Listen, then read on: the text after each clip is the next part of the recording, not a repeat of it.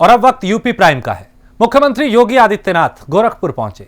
उन्होंने केंद्रीय उर्वरक एवं रसायन मंत्री डीवी सदानंद गौड़ा के साथ हिंदुस्तान उर्वरक एवं रसायन लिमिटेड के खाद कारखाने का निरीक्षण किया। मुख्यमंत्री और केंद्रीय मंत्री ने करीब 30 करोड़ रुपए की लागत से दक्षिण कोरिया की तकनीक पर बनाए गए रबर डैम को भी देखा।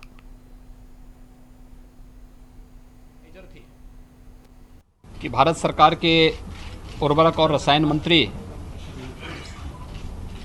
माननीय श्री डीवी सदानंद गौड़ा जी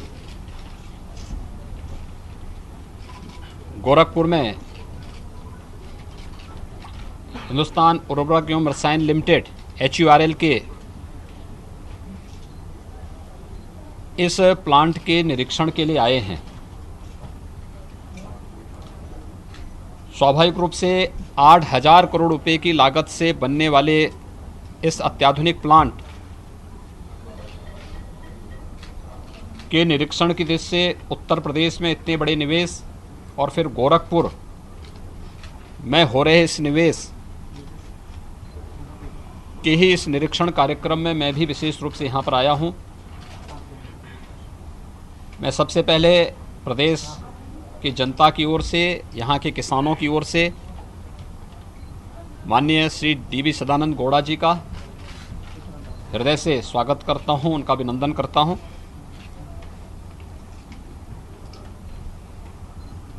हम सब आभारी हैं आदरणीय प्रधानमंत्री मोदी जी के, जिन्होंने 26 वर्ष पूर्व बंद हो चुके इस खाद कारखाने को 2016 में शिलान्यास करके आत्मनिर्भर भारत की उस परिकल्पना को साकार करने का कार्य किया था, जिसमें देश के किसानों को समय से उर्वरक और रसायन की आपूर्ति की जा सके। इसके लिए हमें कहीं और किसी अन्य देश पे निर्भर न रहना पड़े, बल्कि भारत के अंदर ही ये क्षमता विकसित हो। और आज इसका परिणाम है कि चाहे गोरखपुर हो, रामागुंडम है, सिंदरी है, बरौनी है, ये सभी प्लांट निर्माण कार्य इनमें तेजी के साथ प्रारंभ हुआ है। हम सब ये भी जानते हैं कि विगत 1 वर्ष से पूरा देश और पूरी दुनिया कोविड-19 की महामारी से जूझ रहा है। कोविड-19 की महामारी के बावजूद गोरखपुर के HURL प्लांट के निर्माण की जो प्रोग्रेस है वह बहुत संतोषजनक है। अभी इसी सब कार्यों का हम लोगों ने मौके पे जाके भी निरीक्षण किया है, भौतिक सत्यापन भी किया है, और फिर यहाँ पे प्रेजेंटेशन जो यहाँ पर HURL से जुड़े हुए जो कंपनियाँ हैं उन लोगों ने यहाँ पर अपना प्रेजेंटेशन भी किया है। देखिए, गोरखपुर की स्मृतियाँ एक बार फिर से ताज़ा होती हैं, जब 1967-68 में गोरखपुर में जापान की टोयो कंपनी ने एक फर्टिलाइज़र कारखाना फर्टिलाइज़र कॉरपोरेशन ऑफ इंडिया के तहत लगाया था। और हम सबको प्रसन्नता होनी चाहिए कि इस समय जो मुख्य यहाँ पर कार्य करने वाली संस्था है वह वही टोयो कंपनी है जिसने 1967-68 में गोरखपुर में फर्टिलाइज़र का प्लांट लगाया था। हम सब जानते हैं बहुत अच्छा प्लांट था, और उसकी जो फर्टिलाइज़र थी ईस्टर्न यूपी नहीं बल्कि बिहार, झारखंड, वेस्ट बंगाल और अन्य राज्यों में बहुत लोकप्रिय थी। आज वही कंपनी गोरखपुर में इस HURL के प्लांट को लगा रही है।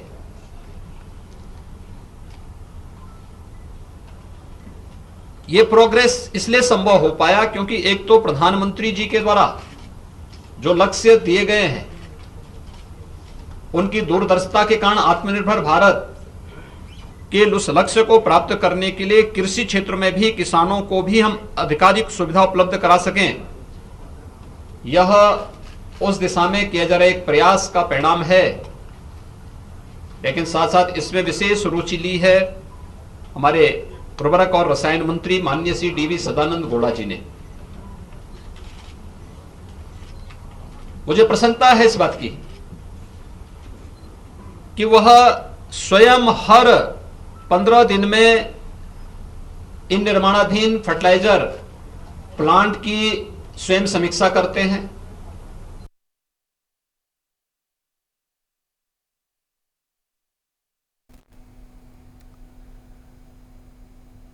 समाजवादी पार्टी के मुखिया और उत्तर प्रदेश के पूर्व मुख्यमंत्री अखिलेश यादव ने बड़ा बयान दिया। अखिलेश ने कहा कि ईवीएम पर किसी को भरोसा नहीं है। समाजवादी पार्टी की सरकार जब सत्ता में आएगी तो सबसे पहले ईवीएम को हटाएगी, यानी जब समाजवादी पार्टी की सरकार बनेगी तो ईवीएम को हटा दिया जाएगा। अखिलेश यादव ने अमेरिका में हुए चुनाव का जिक्र करते हुए कहा कि वहां बैलेट पेपर चुनाव से हुआ था, यानी जो चुनाव था वो बैलेट पेपर से हुआ था और चुनाव के बाद मतगणना कई दिन तक चली थी। यदि भारत में भी बैलेट पेपर से वोटिंग होगी तो हम लोगों का भरोसा जीतने में कामयाब होंगे। लोकतंत्र में पटक पटक के मारा जाएगा ये भाषा नहीं हो सकती है। लोकतंत्र में जितनी पक्ष की भूमिका है उतना ही विपक्ष का महत्व भी है। इतना अनडेमोक्रेटिक काम या संस्थाओं को खत्म करने का काम कभी नहीं हुआ होगा जितना भारतीय जनता पार्टी की सरकार में हो रहा है। अगर दिल्ली में 3 कानून किसानों के पास हो जाएं और जिसमें राज्यसभा में बहुमत ना हो, बहुमत को ठुकरा दें और कानून पास करा लें, तो उत्तर प्रदेश की सरकार भी यही कर रही है।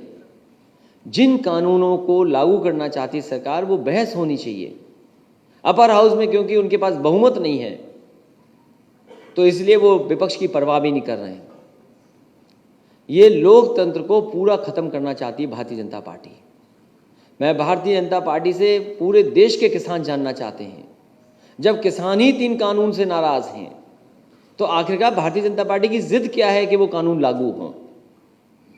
तीनों कानून आ जाने के बाद पहले तो किसान की खेती बर्बाद होगी, उन पे कंट्रोल उद्योगपतियों का होगा और बाद में किसानों की ज़मीनें खरीद ली जाएंगी। उन्हें अपनी ही ज़मीन में मजदूर बनकर के रहना पड़ेगा।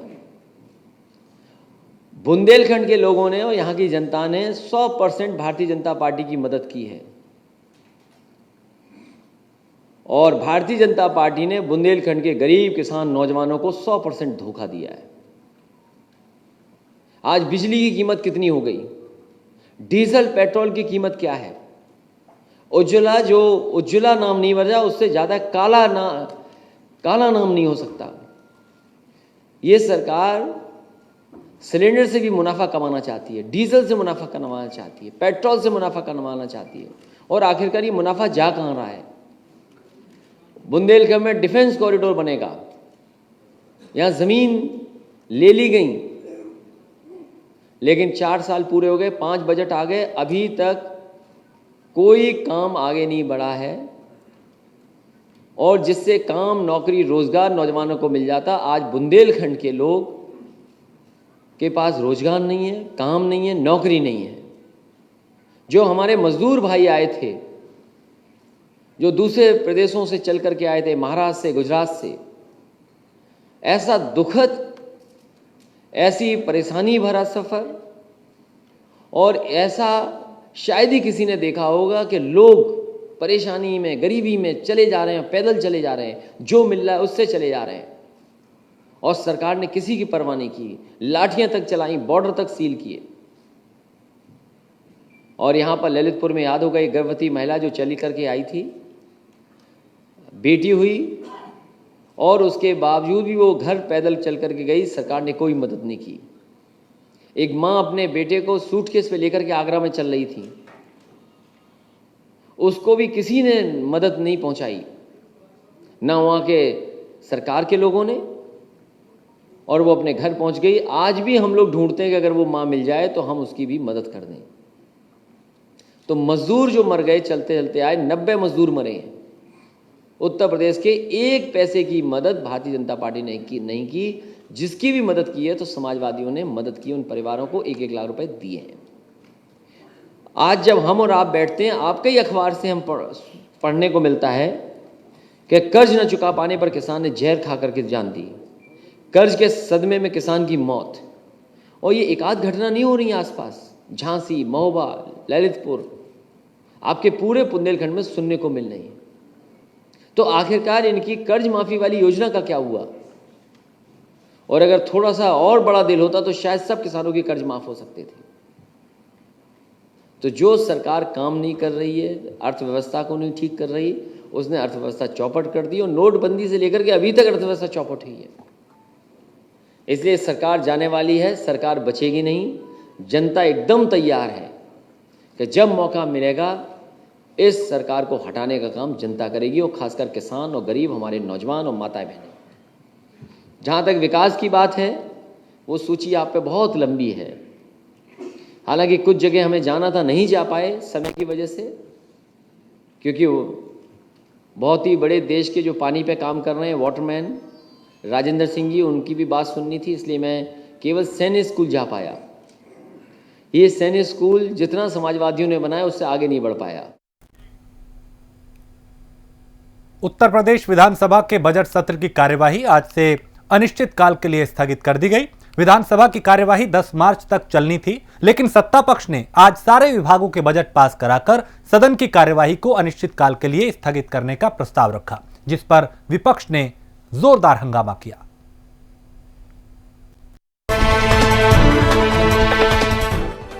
उत्तर प्रदेश विधानसभा की कार्यवाही आज सुबह 11 बजे जैसे ही शुरू हुई, वैसे ही संसदीय कार्य मंत्री सुरेश खन्ना ने अनुदान पास कराए जाने का प्रस्ताव रखा, जिस पर विपक्ष ने ऐतराज जताते हुए जोरदार हंगामा किया और कहा कि पहले प्रश्नकाल हो जाए, इसके बाद अनुदान पर चर्चा कराई जाए। लेकिन हंगामे के बीच संसदीय कार्य मंत्री ने आय व्यय अनुदान का सदन में प्रस्ताव रखा और पास भी करा लिया। विपक्ष ने कई सवाल उठाते हुए कहा कि सत्ता पक्ष लोकतंत्र की हत्या कर रहा है। विपक्ष ने सत्ता पर कई गंभीर सवाल खड़े किए। नेता प्रतिपक्ष राम गोविंद चौधरी ने कहा कि भाजपा संविधान और लोकतंत्र का विनाश करने पर तुली है। भारतीय जनता पार्टी संविधान, लोकतंत्र, संसदीय परिपाटी, संसदीय मर्यादाओं को बिल्कुल विनाश करने पर तुली हुई है। 10 मार्च तक सरकार और माननीय अध्यक्ष जी के निर्णय से 10 मार्च तक सदन चलने का निर्णय हुआ था। उसमें कोई हम लोगों की राय भी नहीं ली गई थी। हम लोगों ने कार्यमंत्रणा समिति में भी, सर्वदलीय बैठक में भी इस बात को रखा कि कम से कम जो 10 मार्च तक आपने शेड्यूल दिया है, अधिक चलवाइए, न चले तो 10 तक तो निश्चित चलवाइए। फिर लोगों ने कहा था कि हम चलवाएंगे, बढ़ाएंगे भी, लेकिन आज एक बार कहा गया कि नहीं, संसदीय कार्य मंत्री बजट पेश करने लगे। वहीं कांग्रेस ने भी इस पर कड़ा ऐतराज जताया और कहा कि यूपी के इतिहास का काला दिन है। जिस तरह से आज बजट को पास कराया गया वो सही तरीका नहीं था। आज प्रश्नकाल भी नहीं होने दिया, बजट प्रस्ताव पास कराने का प्रस्ताव पेश कर दिया। आज मैं मानती हूं कि उत्तर प्रदेश की विधानसभा के इतिहास का काला दिन है। जिस तरह से संविधान की धज्जियां उड़ाई गई हैं, जिस तरह से उत्तर प्रदेश विधानसभा की नियमावली की अवहेलना की गई है, मैं मानती हूं कि इस तरह का दृष्टांत इसके पहले कभी नहीं हुआ। जिस तरह से आज बजट को पास कराया उत्तर प्रदेश की विधानसभा में, मैं ये नहीं समझ पा रही हूँ कि जब मुख्यमंत्री जी स्वयं, जब ये सदन की जब शुरू हुआ था तो उन्होंने कहा था हम चाहते हैं खूब लंबे समय तक सदन चले, लगातार वो ये बात कहते हैं। पर जहां पे उनके पास इतनी बड़ी बहुमत है, किस बात का डर है सरकार को? क्यों चर्चा से भागना चाहती है? आखिर क्या वजह थी कि आज उन्होंने अचानक प्रश्नकाल भी नहीं होने दिया? 11 बजे आकर के माननीय संसदीय कार्य मंत्री ने बजट को पास करने के लिए प्रस्ताव पेश कर दिया। वहीं बीएसपी विधानमंडल दल के नेता लालजी वर्मा ने सत्ता पक्ष पर आरोप लगाते हुए कहा कि बीजेपी उपदेश बहुत देती है और संसदीय मर्यादाओं का जिक्र भी बहुत करती है, लेकिन अब तक इस तरह की लोकतंत्र की हत्या होते नहीं देखी थी। निश्चित रूप से हमारा ये मानना है कि भारतीय जनता पार्टी जो उपदेश तो बहुत देती है, और संसदीय मर्यादाओं की बार बार जिक्र किया जाता है, लेकिन प्रदेश के इतिहास में आज़ादी के बाद और विशेष रूप से 1986 से मैं विधानसभा या विधान परिषद में रहा हूं, मैंने इस तरह का कभी भी संसदीय मर्यादाओं का और लोकतंत्र की हत्या होते नहीं देखा। वहीं इस पूरे मामले पर उप मुख्यमंत्री केशव प्रसाद मौर्य ने कहा कि विपक्ष अपनी जिम्मेदारी सही ढंग से नहीं निभा रहा। विपक्ष को सत्ता पक्ष का साथ देना चाहिए। विपक्ष अपने तरीके से विरोध दर्ज कराए, लेकिन विपक्ष को राष्ट्रगान से भागना नहीं चाहिए। नहीं, भारतीय जनता पार्टी लोकतंत्र की मर्यादा को समझती है। लोकतंत्र की मर्यादा के अनुसार बजट का सत्र आया है और सत्र में बड़ी संख्या में पक्ष और विपक्ष के विधायकों ने अपनी बातें सदन के अंदर रखी हैं। और आज तो मुझे आश्चर्य इस बात से है कि जब सदन का समापन हो रहा हो, आप सदन को वॉकआउट करके चले जा रहे हैं, लेकिन राष्ट्रगान के लिए भी नहीं आना, यह तो बहुत ही निंदनीय विषय है। और चाहे वो पक्ष का हो चाहे विपक्ष का हो, लेकिन कम से कम जब राष्ट्रगान हो रहा है तो उस समय आना चाहिए। स्वयं माननीय विधानसभा अध्यक्ष जी ने अपने मार्शल को भेज करके उनको बुलवाने का भी काम किया, लेकिन वह उसके बाद भी वहाँ पर नहीं आए। तो मैं व्यक्तिगत तौर से इस पर चिंता व्यक्त करता हूँ कि राष्ट्रगान का हिस्सा विपक्ष क्यों नहीं बना। विरोध के लिए विरोध होता है। सत्र का अवसान हो चुका था, जिस विषय का विरोध करना था वो विषय का विरोध कर चुके थे और सदन ने बहुमत से जिसका निर्णय लिया है उसके विरोध में विरोध करना विपक्ष का अधिकार है। सरकार को अपना काम कराने का जो विषय है वो सरकार का काम है, लेकिन विपक्ष का रोल अत्यंत चिंताजनक। विपक्षी नेताओं ने सत्ता पक्ष पर कई आरोप लगाए। विपक्ष का साफ तौर पे कहना था कि जब धन्यवाद हो गया, इसके बाद सत्ता पक्ष ने विधेयक क्यों पास कराए। इस तरह के कई आरोप प्रत्यारोप के बीच आज विधानसभा की कार्यवाही को तय समय सीमा से पहले अनिश्चितकाल के लिए स्थगित कर दिया गया। लखनऊ से अंकित श्रीवास्तव, प्राइम न्यूज। और उत्तर प्रदेश विधानसभा के गेट नंबर 7 के सामने बनी पार्किंग में एक दारोगा ने खुद को सर्विस रिवॉल्वर से गोली मार ली। गोली की आवाज सुनकर आसपास सुरक्षा में तैनात जवान मौके पर दौड़े तो देखा कि दारोगा जमीन पर पड़े थे। उनके सीने में गोली लगी थी।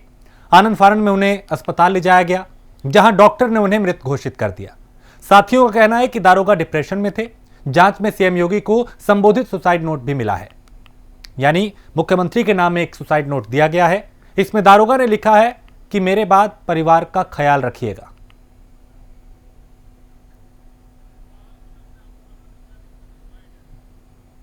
निर्मल कुमार चौबे हैं, सब इंस्पेक्टर बंथरा थाने में तैनात हैं। इनकी फिलहाल विधानसभा में ड्यूटी लगी थी। ड्यूटी के दौरान आज पता लगा कि एक अकस्मात गोली चली है और इनको तत्काल सिविल हॉस्पिटल लाया गया है। यहाँ आने पे पता चला कि इनकी डेथ हो चुकी है। इनके पास से एक सुसाइड नोट मिला है, जिसमें इन्होंने अपने आप को बीमार दिखाया है और अपने पत्नी और बच्चों को छोड़ के जाने की बात लिखी है।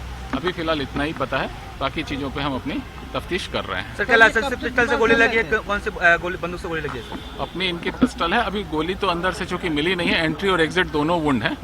जैसे ही उसका हम आगे फोरेंसिक से चेक करा लेंगे कि वो इनकी पिस्टल से चली है या नहीं चली। लेकिन जैसे सुसाइड नोट मिला है उससे 100% ये स्पष्ट हो रहा है कि गोली खुद ही चलाई है, क्योंकि उसमें इन्होंने साफ लिखा है कि मेरी तबीयत ठीक नहीं है और बच्चों को मैं छोड़ के जा रहा हूँ। सुसाइड नोट इनके बैग पर्स में ही मिला है। जो इनके छुट्टी के लिए गोली इनकी छाती की तरफ से लगी हुई और पीठ की तरफ से निकली है। छुट्टी के लिए कोई अभी बहुत जल्दी, मुझे अभी कुछ भी नहीं मालूम। जितना आपके सामने है, जो इसके बारे में और डिटेल्स पता लगेंगे, हम सब लोग पता कर रहे हैं। सारे ऑफिसर चिंतित हैं। सभी ऑफिसर्स अपनी अपनी जिम्मेदारी से पता कर रहे हैं कि क्या क्या पूरा घटनाक्रम। सब इंस्पेक्टर निर्मल कुमार चौबे हैं। ये रहने वाले चोलापुर वाराणसी के हैं। इनकी उम्र करीब 53 साल है। ये यहाँ विधानसभा गेट नंबर 7 जहाँ देख रहे हैं, इनकी ड्यूटी यहाँ लगी थी विधानसभा सत्र के दौरान। आज करीब 3 बजे के बाद अचानक जो वहाँ ड्यूटी में लोग लगे हुए थे, उनको आवाज आई कि गोली चलने की आवाज आई। बोले यहाँ आए, आपके सामने आए, जहाँ 2 साइकिलें खड़ी हैं, वहाँ इनको गिरा हुआ पाया तो तत्काल ले जाए वहाँ पर इनको मृत घोषित कर दिया गया। अभी तक जो जानकारी मिली है, इनके पास से एक सुसाइड नोट मिला है। सुसाइड नोट में इन्होंने स्पष्ट रूप से लिखा है माननीय मुख्यमंत्री जी के नाम से कि मेरी तबीयत खराब है, मैं जा रहा हूँ, मेरे बच्चों का ध्यान रखिएगा। जो यहाँ सीसीटीवी फुटेज भी जो अब तक देखा गया है उसमें ये देखा गया कि वो यहाँ बैठे हुए हैं और अचानक यहाँ और किसी आदमी का आना जाना नहीं है। यानी उन्होंने खुद को गोली मारी है। क्या परिवार में कौन कौन लोग हैं इनके? परिवार में लोगों को पता चला जा रहा है इनका आवास यहाँ थाना चिन्हट क्षेत्र में था, वहाँ संपर्क किया। मुख्यमंत्री योगी जी, मेरे परिवार का ख्याल रखना, मैं अब इस दुनिया को छोड़ के जा रहा हूँ। यह वाकया, यह बात यूपी में एक दरोगा ने अपने सुसाइड नोट में लिखा और मौत को अपने गले लगा लिया। यह वाकया लखनऊ के बंथरा थाना क्षेत्र में तैनात दरोगा निर्मल कुमार चौबे की है, जिनको लखनऊ विधानसभा सत्र में गेट नंबर 7 पे ड्यूटी पे लगाई गई थी। उसी दौरान उन्होंने गेट नंबर 7 के सामने बने पार्किंग में अपने सर्विस रिवॉल्वर से खुद के सीने में गोली मार ली और उनकी मौत हो गई। हालांकि उनके साथी जो सहयोगी हैं उनका यह कहना है कि वो डिप्रेशन में रहते थे और वो बीमार थे, जिसकी वजह से उन्होंने सुसाइड किया है। और सुसाइड नोट में भी उन्होंने यही दर्शाया है कि मैं बीमार रहता हूं, जिसकी वजह से मैं मौत को गले लगा रहा हूं। योगी आदित्यनाथ के नाम से चिट्ठी लिख के, सुसाइड नोट लिख के उन्होंने अपने आप को गोली मार ली और उनकी मृत्यु हो गई। आपको बता दें कि वाराणसी के रहने वाले निर्मल कुमार चौबे लखनऊ के चिन्हट थाना क्षेत्र में अपना मकान बनाकर रह रहे थे और आज उनकी ड्यूटी विधानसभा सत्र में गेट नंबर 7 पे लगी थी, जहां के सामने गेट नंबर 7 के सामने बने पार्किंग में यह वाकया हुई। वहां पे वो गए और अपने सर्विस रिवॉल्वर से खुद के सीने में गोली मार ली। तो कहीं ना कहीं ये साफ है कि उनको जो सुसाइड नोट उनसे बरामद हुआ है उसमें उन्होंने अपनी बीमारी को दर्शाया है और योगी आदित्यनाथ जी से अपने बीबी और बच्चे का ध्यान रखने के लिए कहा है।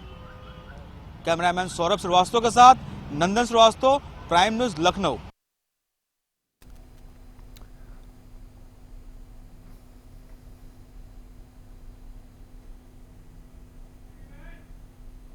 और कोरोना को लेकर यूपी सरकार ने प्रेस कॉन्फ्रेंस की, उसमें क्या कुछ कहा गया, उन्हें सुनते हैं।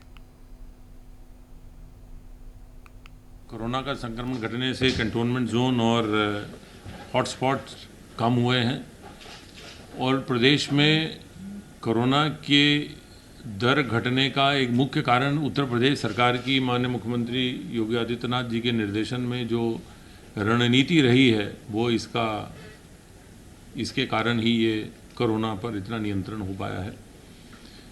एक विशेष रणनीति जो अपनाई गई है कि टेस्ट की संख्या को घटाया नहीं गया है। टेस्ट अभी भी 1 लाख से अधिक हो रहे हैं और जैसे आपने देखा आज 119 नए मामले आए, परंतु टेस्टिंग में कमी नहीं की जा रही है ताकि किसी भी प्रकार से कोई भी कहीं भी संक्रमण किसी भी दशा में हो उसको तुरंत चिन्हित करके इलाज किया जाए। और घर घर जाकर जो सर्वेलेंस की कार्रवाई है, घर घर जाकर जो संक्रमण के बारे में पता लगाने की कार्रवाई है, वो भी बदस्तूर निरंतर जारी है। और उसके क्रम में अवगत कराना है कि लगभग 24 करोड़ की आबादी में से अब तक 18 करोड़ 46 लाख लोगों तक उत्तर प्रदेश विभाग के स्वास्थ्य विभाग की टीमें पहुंची हैं, घर घर सर्वेलेंस, घर घर जानकारी करने के अपने अभियान में, और उन्होंने संक्रमण का हालचाल लिया है। इस प्रकार 18 करोड़ 46 लाख लोगों तक या तो स्वास्थ्य विभाग की टीम पहुंच के उनका हालचाल लिया या उनका टेस्ट कराया गया है। ये जो एक रणनीति रही है, इसके साथ साथ जो कॉन्टैक्ट ट्रेसिंग की रणनीति रही है कि एक मरीज मिलता है तो उसके एवज में उसके आसपास के 20 से 21 लोगों को कॉन्टैक्ट को ट्रेस किया जाता है कि उनको उनके टेस्ट कराए जाते हैं। इसके अलावा जो टेस्टिंग अभी है वो टारगेट ग्रुप्स की भी टेस्टिंग चल रही है समय समय पर। और जैसा अभी अपर मुख्य सचिव ने बताया, वैक्सीनेशन टीकाकरण की कार्रवाई में भी अब तेज़ी लाई गई है और उन्होंने पूरी प्रक्रिया से समझाया कि कैसे कैसे टीकाकरण कराया जा सकता है। प्रदेश में कोरोना की दर कम होने से, कोरोना के मामले कम होने से सामान्य गतिविधियां सभी सामान्य हो गई हैं। औद्योगिकरण पूर्व पहले से ही चल रहा है। प्रदेश की आय में इस प्रकार, जैसे माननीय वित्त मंत्री जी की प्रेस कॉन्फ्रेंस में बताया गया था कि प्रदेश की आय में वृद्धि हुई है। प्रदेश का निर्यात कोरोना के बावजूद पिछले स्तर से लगभग बराबर इस वर्तमान वित्तीय वर्ष में रहा है और जो सामान्य आर्थिक गतिविधियां हैं वो तेज़ी से चल रही हैं। प्रदेश में मिशन रोजगार चलाया जा रहा है, जिसके अंतर्गत सरकारी नौकरियों के माध्यम से, स्वरोजगार के माध्यम से और निजी उद्योगों के माध्यम से अधिक रोजगार के अवसर उत्पन्न करने का प्रयास किया जा रहा है। विगत 24 घंटों में संक्रमण के 119 नए प्रकरण सामने आए हैं। इसी अवधि में डिस्चार्ज होने वालों की संख्या 114 है। इस समय प्रदेश में एक्टिव इन्फेक्शन के केसेस की कुल संख्या 2029 रह गई है। जो लोग संक्रमण के पश्चात आज तक संक्रमण मुक्त हुए हैं, उनकी संख्या बढ़कर के 5,93,149 हो गई है। कोविड संक्रमित व्यक्तियों में से आज तक 8,729 लोगों की मृत्यु हुई है। कल प्रदेश में 1,18,545 सैंपल्स की जांच की गई और अब तक कुल मिलाकर 3,17,49,776 सैंपल्स की जांच की जा चुकी है। इस समय संक्रमण काफ़ी निचले स्तर पर है और हम ये निरंतर देख रहे हैं कि जो पॉजिटिविटी रेशियो है प्रदेश का, वो लगभग 0.1% आ रहा है। पॉजिटिविटी रेट 0.1% आ रहा है, लेकिन संक्रमण हो रहा है, संक्रमण समाप्त नहीं हुआ है। इसलिए आवश्यक है कि हम सावधानी निरंतर बरतते रहें।